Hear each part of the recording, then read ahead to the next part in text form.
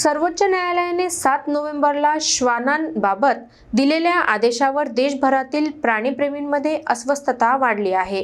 अकोल्यातील प्राणीप्रेमी संघटनांनी कोर्टाला पत्र लिहून हा आदेश अन्यायकारक, वैज्ञानिक पद्धतीला विरोधी आणि कायद्याच्या तरतुदींना विसंगत असल्याचा आरोप करत पुनर्विचाराची मागणी केली आहे।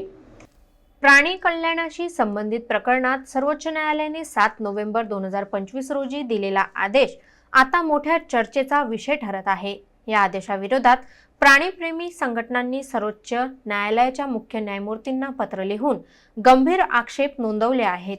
हे पत्र लेटर पिटिशन म्हणून ग्राह्य धरण्याची विनंती देखील करण्यात आली आहे। संघटनांच्या मते हा आदेश अन्यायकारक आहे, कारण संबंधित पक्षांची बाजू ऐकलीच गेली नाही। आदेशानुसार प्राणीप्रेमींना ठराविक शुल्क जमा करणे बंधनकारक ठरवण्यात आले आहे, जे कोणत्याही कायद्यातील तरतुदींमध्ये अस्तित्वात नाही। सर्वात महत्त्वाचे म्हणजे हा आदेश जागतिक आरोग्य संघटना आणि वैज्ञानिक दृष्ट्या मान्य असलेल्या capture waxing, sterilise and release प्रक्रियेच्या पूर्णपणे विरोधात आहे। पत्रात नमूद केले गेले आहे की देशात लाखो भटके प्राणी दीर्घ काळासाठी शासकीय आश्रयस्थळी ठेवणे शक्य नाही। अन्न, पाणी, वैद्यकीय सुविधा आणि देखभालीचा प्रचंड खर्च लक्षात घेता हा आदेश व्यवहार्य नाही असेही म्हटले आहे। तसेच प्राणी क्रूरता, अनियंत्रित प्रजनन, कचरा व्यवस्थापन आणि फीडर्सवरील हिंसा अशा मूलभूत समस्यांकडे आदेशात दुर्लक्ष झाल्याचीही टीका करण्यात आली। प्राण्यांचे आणि मानवांचे हित परस्पर विरोधी नाही, दोन्ही एकमेकांना पूरक आहेत असे सांगत नागरिकांनी आदेश स्थगित करण्याची आणि पुनर्विचार करण्याची विनंती केली आहे। सर्वोच्च न्यायालय यावर पुढे काय निर्णय घेईल याकडे आता सर्वांचे लक्ष लागले आहे। अकोल्याची तुम्हाला गोष्ट सांगते की अकोल्यात असं कुठल्याच प्रकारचं शेल्टर नाहीये।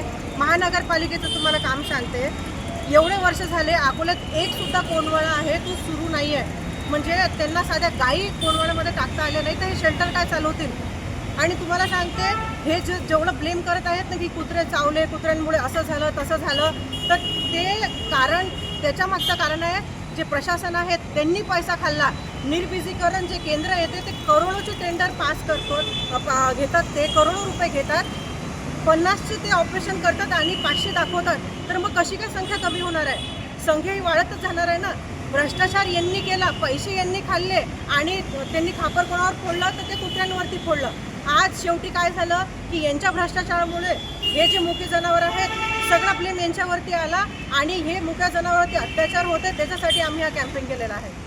आज आम्ही मोठ्या संख्येने सुप्रीम कोर्ट ऑफ इंडिया यांच्या नावाने आम्ही लेटर रेडी केलेले आहेत आणि त्यांना आम्ही लेटर्स पाठवणार आहोत। याच्यामध्ये सगळे मुद्दे आम्ही नमूद केलेले आहेत आणि परत याच्यावरती सुनवाई व्हावी आणि हा निर्णय परत घ्यावा अशी आमची इच्छा आहे।